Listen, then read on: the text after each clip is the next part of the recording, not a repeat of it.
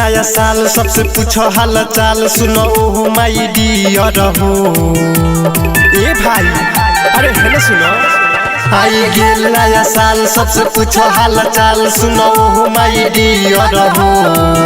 एक साथ पी के बियर हो बोला हैप्पी न्यू ईयर हो। एक साथ पी के बियर हो बोला हैप्पी न्यू ईयर हो।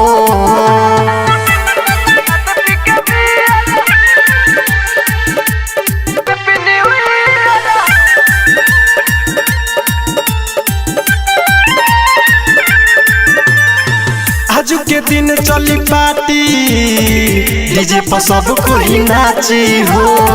बूढ़े जवान सब पीही आज की हूँ नहीं बाची हो।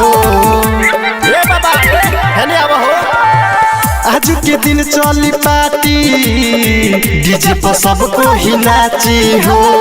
बुढ़वा जवान सब पीही आज के हूँ नहीं बाची हो। मन भइल हरियाली सब खेत खरिहानी फूल खिले गइल पियर हो।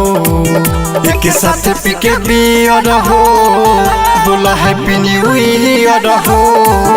एक साथ पी के बियर हो बोला हैप्पी न्यू ईयर हो।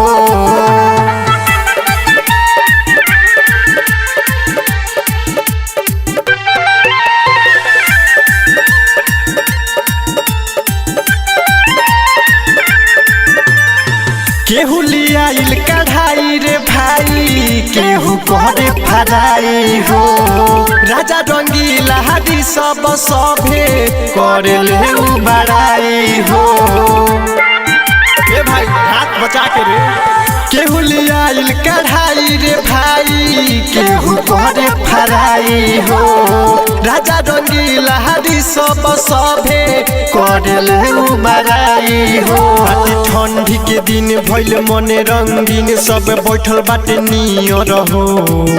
एक साथ पी के बियर हो बोला हैप्पी न्यू ईयर हो। एक साथ पी के बियर हो बोला हैप्पी न्यू ईयर हो। हैप्पी न्यू ईयर मेरे दोस्त।